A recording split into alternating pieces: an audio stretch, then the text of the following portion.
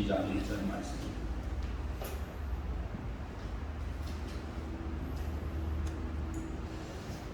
이러므로 우리에게 구름같이 둘러싼 거대한 성인들이 있으니 모든 무거운 것과 얼매기 쉬운 죄를 벗어버리고 인내로서 우리 앞에 당한 경주를 경주하며 이러므로 우리에게 구름같이 둘러싼 거대한 성인들이 있으니 모든 무거운 것과 얼매기 쉬운 죄를 벗어버리고 인내로서 우리 앞에 당한 경주를 경주하며 작심삼일이라는 말이 있습니다. 우리 속담에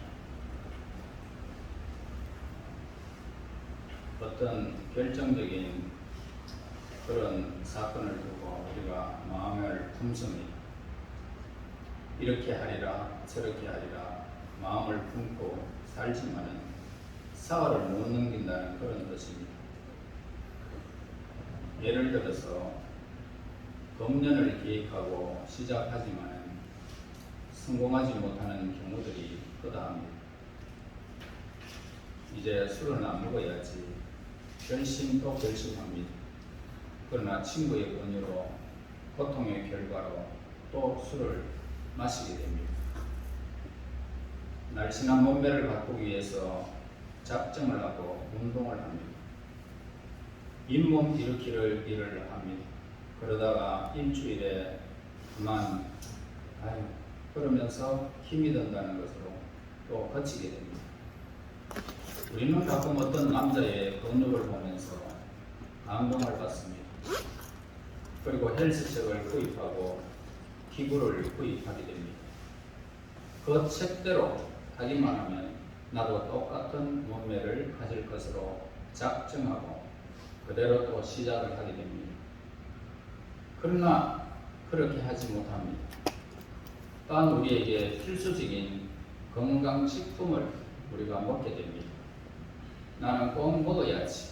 그러면서 건강식품을 먹는데 거기에 필요한 칼슘, 마그네슘, 나트륨 66가지 이런 필수 광물질을 섭취하게 되어 있었습니다. 이러한 미네랄이 건강을 지킨다는 사실도 잘 알고 있습니다. 그러나 시간이 가면 곧 잊어버리고 먹지 않는 경우들이 허다합니다. 저와 여러분은 인간이기 때문에 시작한 일을 매번 완벽하게 끝내지는 못하고 그렇게 살아가는 것입니다.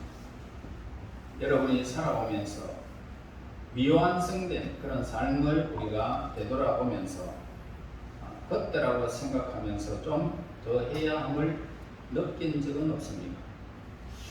그때 내가 이렇게만 했으면 이렇게 했을 것인데 저렇게만 했으면 내가 지금은 내가 이런 일은 없을 것인데 후회해 본 적은 없느냐 말입니다. 우리들의 집안에도 미완성된 그런 물품들이 여러분 주위에 널려 있을 것입니다. 책을 읽을 것이라고 생각하고 구입을 했지만은 보지도 못한 책이 어느 곳에 여러분의 눈을 피해서 그곳에 있을 수도 있습니다. 운동기구는 수군거리가 되어 있습니다. 매일같이 나의 몸무게를 달던 그런 체중계도 이제는 고철이 되어질 수도 있다 이 말입니다. 다이어트와 체중 감량은 아예 얘기도 꺼내기 싫습니다. 되는 대로 살자 이렇게 생각하고 살아갑니다. 우리는 시작과 끝맺음은 전혀 별개의 문제다 라는 사실을 경험해 본 사람만이 알게 되는 오늘 이 메시지입니다. 여러분이 지금 저의 설교를 들으면서 매사의 끝맺음의 중요성에 대해서 얘기할 것이라고 생각할지 모르겠습니다. 미리 잔소리부터 각오할지도 모르겠습니다. 그렇다면 여러분 안심하시기를 바랍니다. 제가 지금 말하려고 하는 것은 끝내지 못할 일이면 시작도 하지 말라 그런 메시지가 결코 아닙니다. 솔직히 저는 일단 시작하는 일이면 뭐든지 반드시 다 끝내야 한다고 그렇게 믿는 사람은 아닙니다. 시작할 수 있고 끝맺음을 못할 수도 있는 것입니다. 사람이 살아가면서 그렇습니다. 우리는 완벽한 끝맺음을 집착한 나머지 효과를 무시할 수도 있다 이 말입니다. 책을 책상 위에 올려놓았다면 그 책이 있는 그 장소에 반드시 갖다 놓아야 된다는 그런 규정은 없습니다. 뭐 그곳 아니고 다른 곳에도 있을 수 있습니다. 돌아갈 수도 있고 돌아가지 않을 수도 우리는 있는 것입니다. 인생사가 다 그런 거예요. 저는 여러분들에게 매사에 끝맺음을 보아야 한다라고 설득할 생각은 조금도 없습니다. 제 목표는 올바른 일을 끝까지 완수하도록 여러분을 격려하는 데에만 있다는 것입니다. 어떤 경주는 해도 되고 안 해도 됩니다. 그거 상관할 필요가 없습니다. 그러나 우리에게 반드시 해야 할 경주가 있다는 사실을 알려드리고자 합니다. 믿음의 경주처럼 히브리서 기자의 경고를 여러분 생각해 봐야 할 것입니다. 인내로서 우리 앞에 당한 경주를 경주하며 라고 오늘 본문의 1절에서 말씀하고 있습니다. 신약 시대에 말입니다. 그때 만약에 골프가 있었다면 성경 기자들은 필시 타법과 발 벌리기에 대해서 이야기를 했을지도 모르겠습니다. 그러나 그때는 골프가 없었기 때문에 그들은 달리기에 대해서 오늘 경주라는 단어를 지금 쓰게 되었던 것을 보게 됩니다. 경주라는 이 말은요, 헬라어에서 에고온에서 왔습니다. 바로 그 단어에서 고통 에거니라는 단어에서 나왔던 것입니다. 그러니까 그리스도인의 달리기는 가벼운 조깅이 아니라는 것입니다.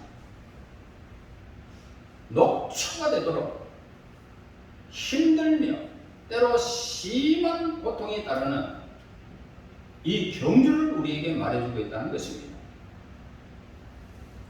끝까지 달리려면 어마어마한 노력이 필요한 사실을 우리에게 가르쳐 주고 있습니다. 달리기 하면서요, 끝까지 강한 사람을 우리는 별로 보지 못했을 것입니다. 처음에는 잘 달립니다. 중간까지도 잘 달립니다. 그런데요, 이제 꼬리 지점까지 이제 가려고 하면 사람들이 보면 대부분 지쳐 있습니다. 그러니까 처음과 나중은 전혀 다른 모습을 우리는 경주에서 보게 됩니다. 그러다가 41.19km. 그러니까 그렇게 달리다가 포기한 사람들이 우리 여러분 주변에 많이 봤죠? 네, 포기한 사람들이 절비한 것을 우리는 보게 됩니다. 앞에 달리는 사랑한 모습만 우리가 보았기 때문에 모르지만 포기한 사람들이 굉장히 많습니다. 우리는 텔레비전으로서만 보았기 때문에 끝까지 달리는 선수들만 보아왔습니다.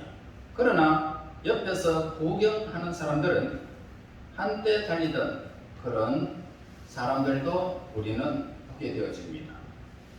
그들도 페이스를 유지할 때가 있었다는 것입니다. 그러나 피곤에 지쳐서 그만 포기한 사람들을 우리는 보게 됩니다. 자, 이들은 경주가 그렇게 힘든 줄을 몰랐던 거죠.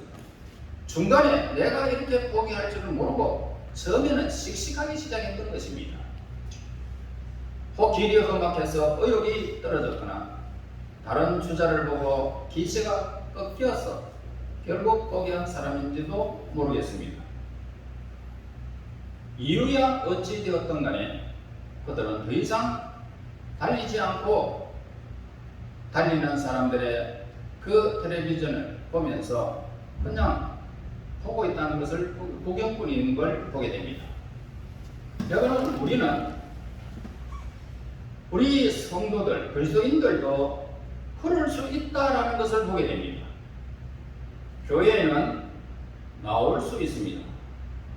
헌금함에 지폐 한 장 넣을 수도 있고 좌석을 차지하고 앉아 있을 수 있지만 마음은 경주에 있지 않다는 것입니다. 여러분, 이거 어마어마한 문제입니다. 여러분은 지금 앉아 있어서 그냥 포기하고 구경꾼처럼 이 자리에 앉아 있을 수 있다 이 말입니다. 내가 직접 선수가 되어 뛰지 않는 사람들이 있단 말입니다. 이들은 일찍 은퇴한 사람들입니다. 뭔가 변화가 없는 한 초반에 반짝 달리는 것이 이들의 최상의 일이 될 것입니다. 다시 말해서 지금 여러분들은 내가 달리는 경주자가 아니고 그냥 구경꾼에 불과한 사람들도 지금 있다 이 말입니다. 반면에 우리 예수님은 세상의 사역을 감당하심을 우리는 성경에서 보았습니다. 그분의 막바지 하신 일은 최강의 힘을 나타내 보여주었습니다. 우리 예수님이야말로 인내하는 자의 전형적인 그런 모범을 우리는 십자가에서 보았습니다. 히브리서 기자는 예수님께서 3절에 말씀하고 있죠. 죄인들의 이같이 자기에게 거역한 일을 참으신 자를 생각하라 라고 기록하고 있습니다. 그러니까 참으셨다. 저 무슨 말입니까? 뒤집어 버릴 수도 있었다는 것입니다. 십자가에서 그냥 뛰쳐내려와서 그들을 몰살시킬 수도 있었다는 말입니다. 천군을 불러가지고 싸그리로 그냥 인생을 없앨 수도 있었다는 것입니다.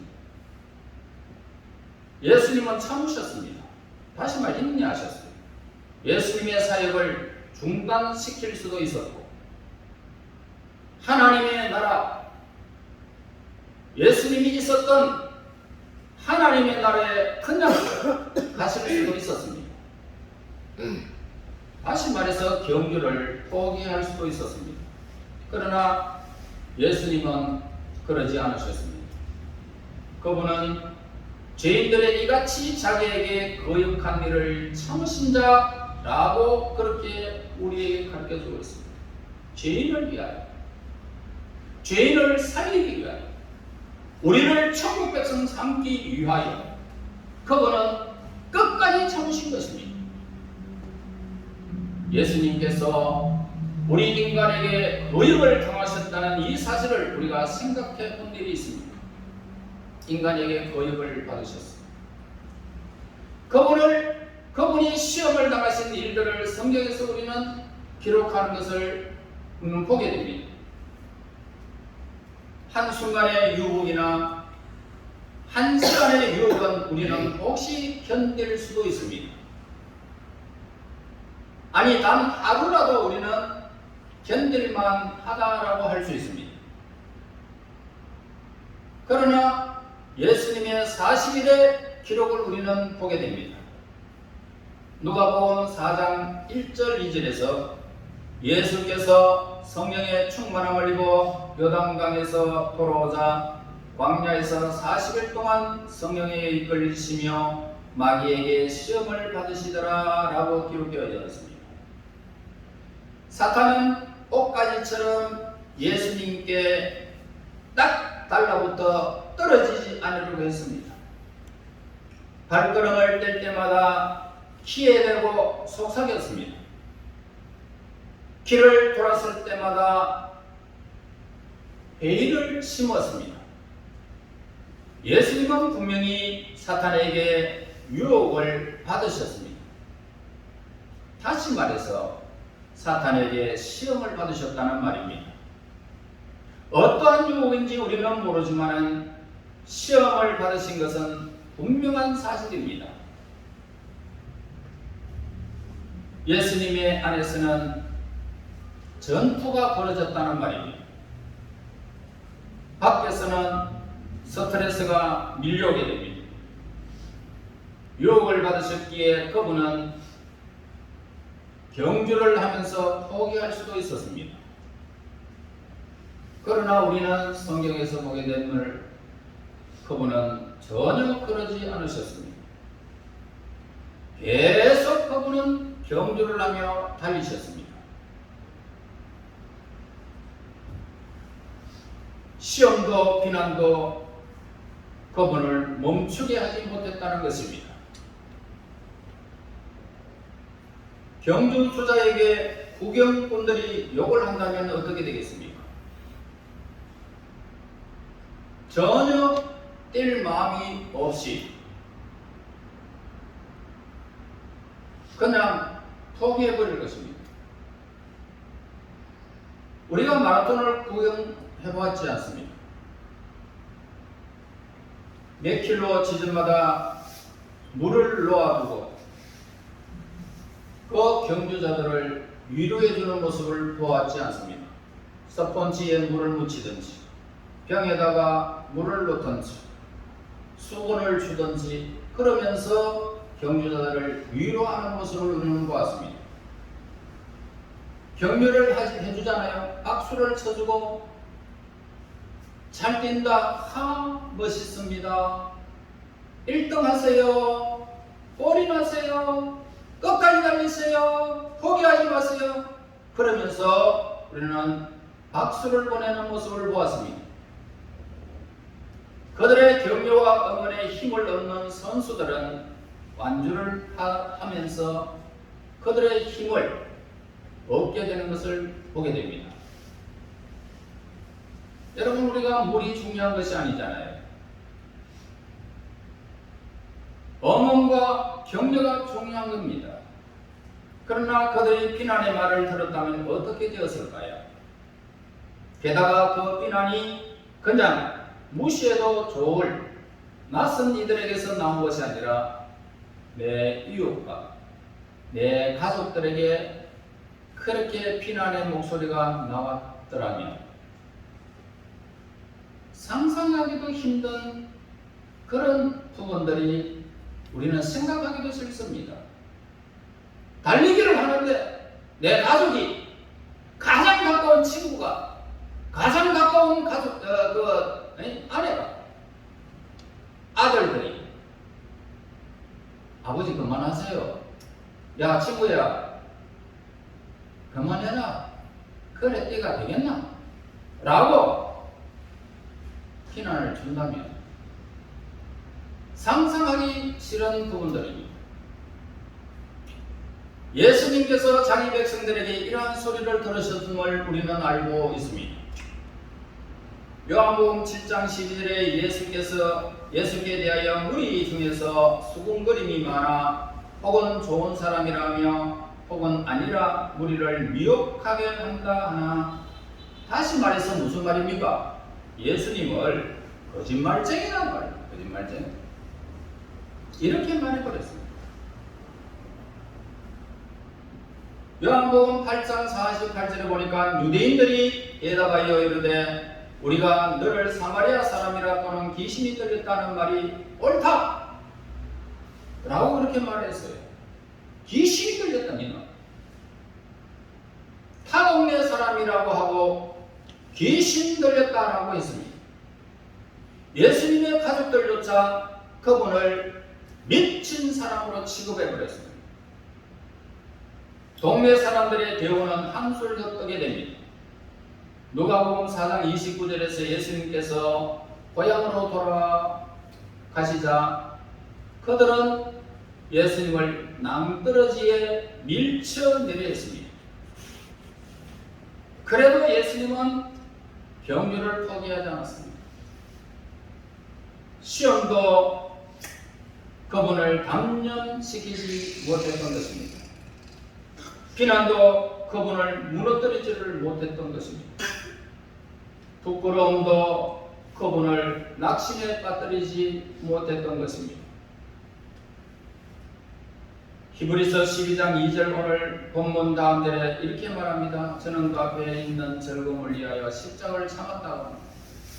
부끄러움을 개의치 아니하시더니 하나님 우편 보좌에 앉았다고 말씀하셨습니다. 부끄러움이란 이 수치, 당황, 모욕적인 그 감정을 말하고 있습니다. 기억을 걸쳐 미안하지만 여러분들도 인생을 살아오다 보면 부끄러운 일들이 많았을 것입니다. 누가 우리를 부끄럽게 그렇게 일을 덜추어내면 어떻게 될까요? 상상도 하기 싫지 않아요. 우리 과거를 털어내는 사람이 있다. 그것을 만민들이 여러분 주위의 사람들이 알게 되어진다면 상상만 해도 소름 끼치는 일이에요. 그렇지 않습니다. 그 사건이 만약에 비디오 테이프로 가족들과 친지들 앞에 공개되어진다면 저와 여러분은 어떻게 되겠습니까? 정확히 그것이 예수님의 기분이었다는 사실을 여러분 아셔야 합니다. 우리는 의문을 물을 수 있습니다. 그분은 부끄러운 일을 하신 일이 있습니까? 전혀 없었습니다. 그러나 우리에게는 부끄러움이 너무 많습니다. 우리의 죄를 하나님은 예수님께 물으셨기 때문에 부끄러움 투성이가 되고 말았던 것입니다. 그러니까 우리의 모든 부끄러움의 허물을 예수님께 다 뒤집어 세운 것입니다. 우리는 예수님 안에서 정말 눈같이 휘어졌고 양털같이 휘어졌습니다. 우리의 모든 죄는 그분에게 다 뒤집어 씌워놨기 때문에 우리는 죄가 없습니다. 이렇게 믿는 사람이 하나님의 사람들입니다. 여기에 모인 사람입니다. 지금도 죄를 짓고 앞으로도 죄를 짓지만 그 모든 죄와 허물을 그분 앞에 다 뒤집어 씌워버렸습니다. 믿는 자에게 구원을 주시겠다고 하나님은 약속해 주셨기 때문에 저와 여러분 흰 눈보다 더 흰 하나님의 사람이 된 것입니다. 얼마나 감사한 일입니까? 얼마나 행복한 일입니까?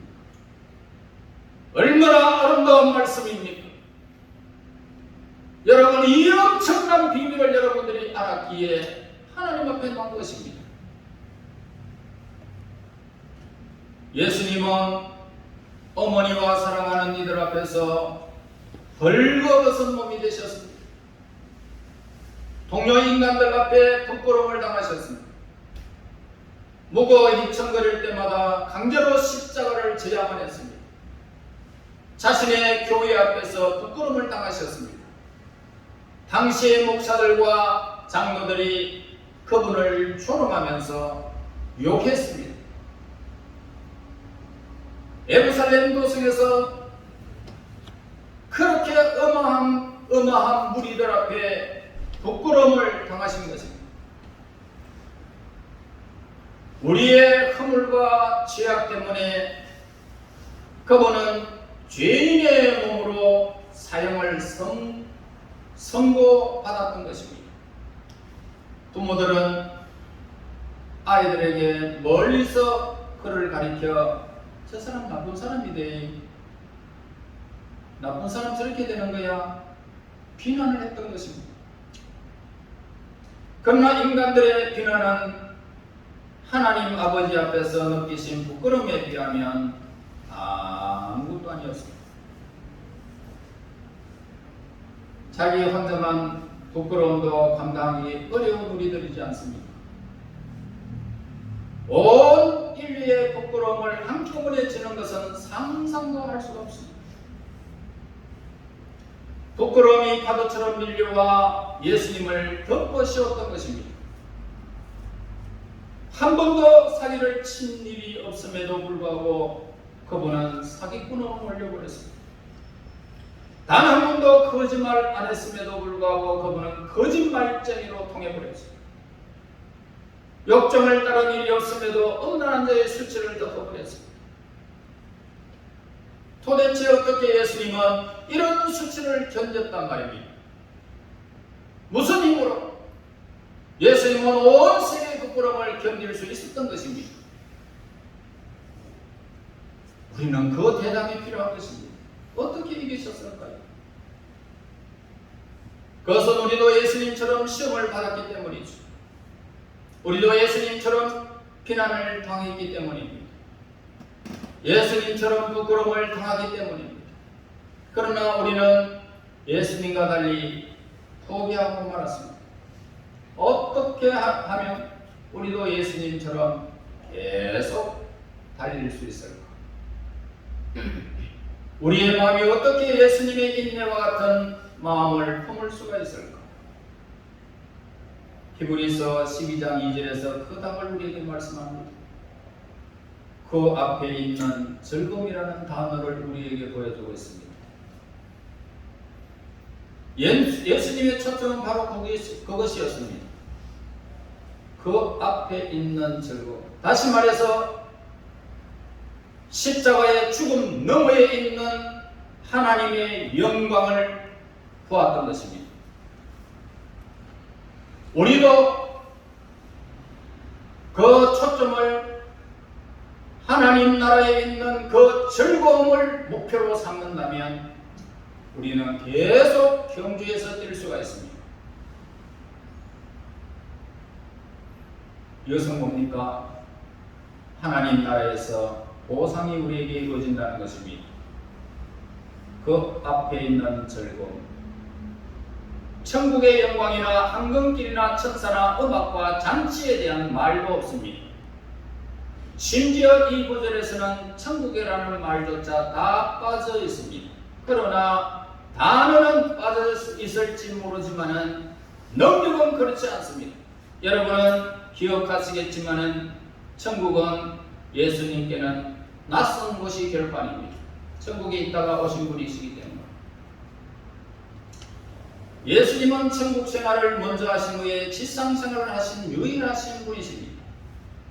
여러분과 저는 신자로서 먼저 지상 시간을 이제 보내고 난 다음에 천국에 들어가서 살겠지만 예수님은 정반대였습니다.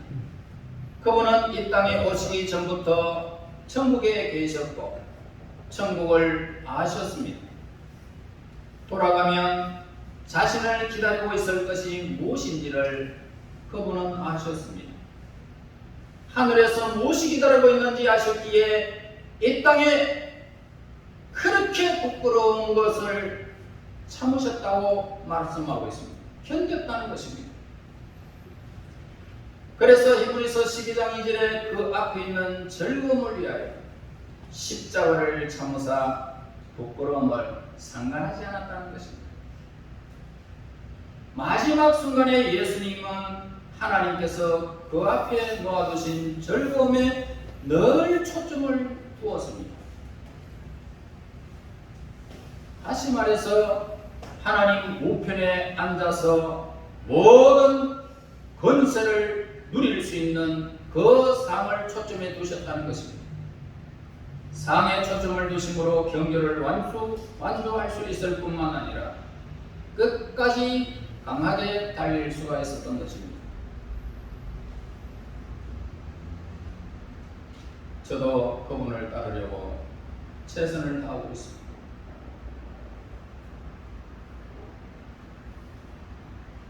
지금까지 제가 살아온 고생의 의미야 그분에 비하면 아무것도 아니겠지만 저 또한 성령에 강하게 이끌려 끝까지 달려가려고 지금도 달리고 있습니다. 우리 여러분 구경꾼이 되지 마시고 끝까지 우리 같이 달립시다. 예수님께서는 이 세상 너머의 저 영광으로 그 영광스러운 식탁을 보셨던 것입니다. 영광스러운 잔치에 시선을 두셨던 것입니다. 그래서 이 광경이 힘이 되어 끝까지 경주를 뛰었다는 것입니다. 끝까지 강하게 그렇게 뛰면서 십자가에서 마지막 말을 여러분 기억하십니까? 다 이루었다. 올인했다는 것입니다. 갈보리의 최정상에 외치신 승리자의 환호를 여러분 보셨습니다. 저산 정상에서 소리치듯이 최후의 정상에서 예수님은 그렇게 달리신 후에 다 이루었다라고 외치신 것입니다.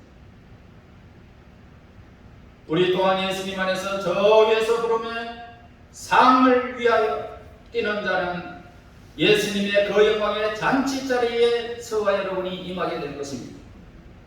그 영광의 면류관이 우리를 기다리고 있습니다. 예수님께서 보신 그 시야가 여러분들에게도 열리시기를 바랍니다. 그 순간이 우리를 기다리고 있어요. 이 세상에서 수많은 일을 시작하고 멈추는 일이 이렇게 반복되고 있지만 우리는 개의치 않을 것입니다. 우리의 시선이 여기에 머물러 있지 않기 때문이죠. 이 세상에 머물지 않습니다. 혹시 여러분 살면서 실망도 있을 거예요. 부끄러운 일도 당할 수 있습니다. 수치와 비난도 당할 수 있습니다. 그러나 우리는 그것 때문에 달리는 일을 멈출 수가 없는 것입니다. 결국 우리는 그 영광의 식탁에 둘러앉게 될 것입니다. 끝없는 시간 속에서 우리는 안식하며 평안하며 즐거움을 만끽하게 될 것입니다. 천사들에게 에워싸이고 성도들에게 에워싸이고 우리는 예수님의 품 안에 영원히 안식을 누리게 될 것입니다. 우리가 믿는 하나님의 언약은 결국 다 그곳에서 이루어지게 될 것입니다. 최후의 추수가 끝나고 우리가 식탁에 둘러앉을 그날이 저와 여러분들에게 인류에게 다가오고 있습니다. 끝까지 달린 사람들에게 예수님은 이 말씀으로 우리에게 축복하실 것입니다. 마태복음 25장에 23절에서 잘하였도다 착하고 충성된 종아 네가 작은 일에 충성하였으니 내가 많은 것으로 네게 맡기리니 내 주인의 즐거움에서 참여할지어다. 이 말씀 최고의 축복을 우리에게 하신 것입니다. 지금 여러분과 제가 숨막히는 순간일지라도 이 순간을 우리는 기억하면서 포기하고 싶지 않을 것입니다. 혹시 그만 달리고 싶었습니까? 저는 여러분들을 응원하고 싶습니다. 응원하고 싶어요. 박수를 치고 싶어요. 지금 포기하고 싶으시면 다시 일어나서 뛰어야 합니다. 우리의 끝나는 지점이 저와 여러분 바로 눈앞에 있습니다. 잘하였도다 착하고 충성된 종아 이 기쁜 예수님의 음성을 듣는 순간 우리의 경주는 가치 있는 것이 될 것입니다. 얼마 남지 않은 경주를 인내하면서 달려서서 영광의 예수님의 품 안에 안겨서 영원한 안식을 누리시기를 예수님으로 축원합니다. 하나님 감사합니다. 허물 많은 저희들 죽음을 통하여 지옥 갈 저희들 모든 부끄러움을 예수님이 안으시고 우리를 위하여 끝까지 다니신 예수님 다 이루었다 외치며 승리의 함성을 부르신 예수님 저희들 예수님 따라가기를 원합니다. 달리기를 원합니다. 경주하기를 원합니다. 포기하지 않기를 원합니다. 실망하지 않기를 원합니다. 그 영광의 나라의 즐거움을 바라보며 끝까지 믿음의 경주를 경주하여 예수님 안에서 영원한 안식을 누릴 수 있는 하나님의 사람들 되게 하옵소서.